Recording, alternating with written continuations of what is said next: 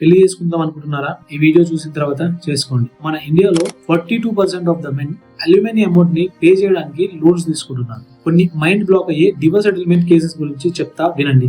Hrithik Roshan and Suhasini Khan తన divorce settlement కేసు కోసం అని చెప్పి హృతిక్ రోషన్ తో నియర్లీ 400 crores డిమాండ్ చేసింది అంట. బట్ ఫైనల్ సెటిల్మెంట్ అమౌంట్ అనేది డిస్క్లోజ్ చేయలేదు. నెక్స్ట్ మన అమెజాన్ ఫౌండర్ అయిన జెఫ్ బెజోస్ తన డివోర్స్ సెటిల్మెంట్ కేసులో మెకెన్సీ స్క్వాడ్ కి nearly $38 billion worth Amazon stocks ఇచ్చాడంట. గౌతమ్ సింఘానియా ఇంకా నవాజ్ మోదీ. గౌతమ్ సింఘానియా ఎవరంటే the Raymond group managing director. Nawaz Modi తన డివోర్స్ సెటిల్మెంట్ కేసు కోసం అని చెప్పి నియర్లీ 8,700 crores అంటే almost all 70% of Gautam Singhania net worth demand చేసింది అంట. బట్ ఈ కేసు ఇంకా కోర్టుల చుట్టూ తిరుగుతూనే ఉంది.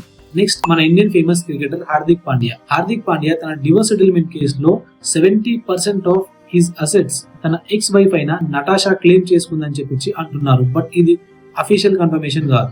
ఇంకొక ఇండియన్ ఫేమస్ క్రికెటర్ అయిన యుజేంద్ర చహల్ తన డివోర్స్ సెటిల్మెంట్ కేసుని 4.75 crores తో సెటిల్మెంట్ చేసుకున్నాడు.